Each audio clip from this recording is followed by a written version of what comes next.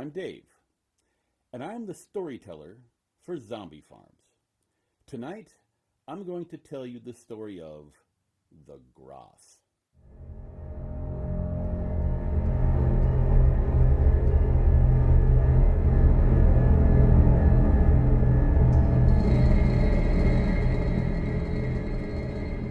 Scottish legend tells of a creature called the Groth. It is a humanoid creature. It has a head, a body, arms, and legs like you and me. And if you were to see one, which you probably won't, you would find that they are unremarkable. They have a face that you think you recognize, but 5 minutes later you've completely forgotten it.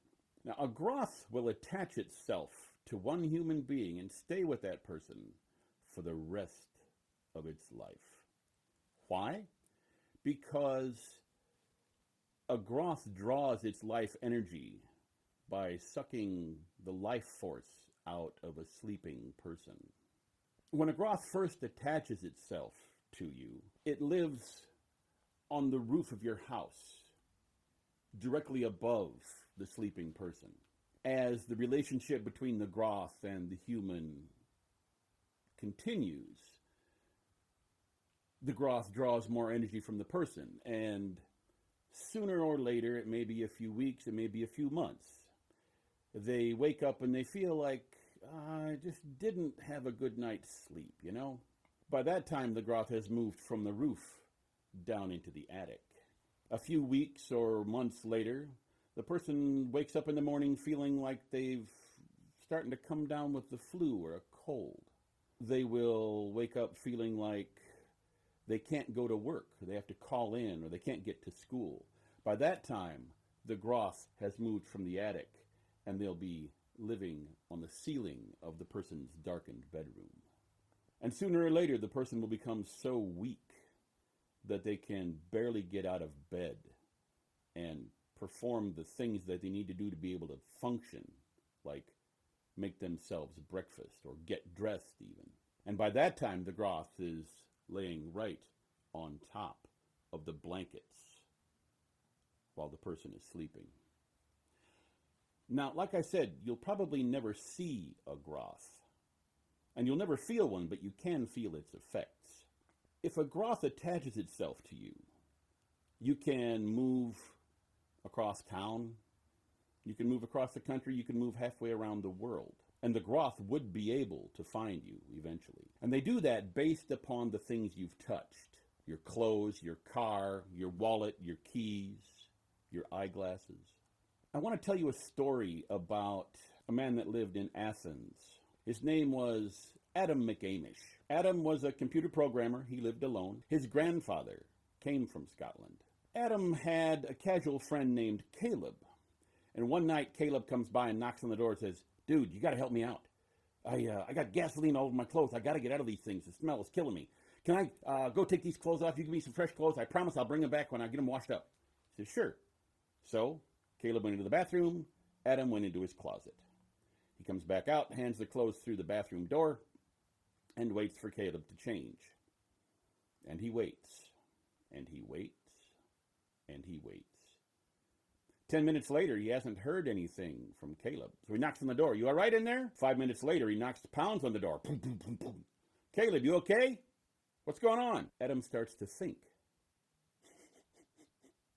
I didn't smell any gasoline on him when he came in. What's going on? He pounds on the door, yelling for Caleb. Nobody answers. So he runs out to his garage, gets a crowbar, and finally pries his bathroom door open. And what he finds in the bathroom is lying on the floor Caleb's clothes, his keys, his wallet, his cell phone, and his eyeglasses. The bathroom window is wide open, and Caleb is nowhere to be found. Adam is perplexed by this, but he figures, hey, I've got his wallet and I've got his cell phone.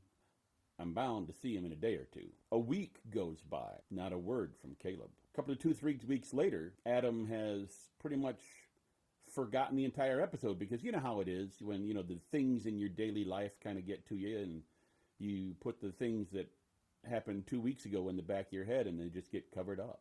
About a month later, Adam wakes up one morning feeling like he just didn't get a good night's sleep, you know?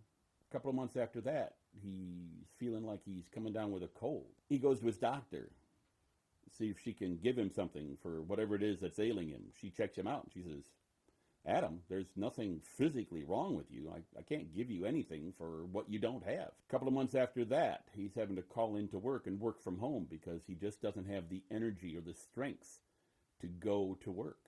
And a few months later, he barely has strength enough to get out of bed. It's at the point where he's having to call in to work that one night, just as he's drifting off, he hears something scrambling across the ceiling of his darkened bedroom. He starts to put two and two together. He remembers the stories that his grandfather told him as a child. He heard the sound of something across the ceiling of his bedroom, and he remembers the strange evening with his friend Caleb. And he comes to the conclusion that Caleb has ditched his Groth onto Adam. And he is in such a weak physical condition that he also knows that there's virtually nothing he can do about it at this point. As the weeks go on, he gets weaker and weaker. One night, as he's going to bed, he comes up with a plan. He wakes up in the middle of the night, barely able to crawl out of bed. Crawls out of bed stark naked, reaches up to his bedside table and grabs his cell phone. Crawls out through the kitchen and into his garage, where he opens up his car door, crawls in, closes the door after him, and then reaches up and hits the remote control for the garage door. 10 or 15 minutes later, he hears, on the roof of the car, and he knows the Groth is inside. He reaches up and closes the garage door, and then he programs his cell phone to open the door in about 20 minutes. And he puts the key in the ignition and cranks up the car. 2 weeks later, the police are called. There's been a body found on the floor of a garage. When they get there, what they find is an unrecognizable, unidentifiable, desiccated body. They're not even sure if it's human. So the question is it Adam or is it the Groth?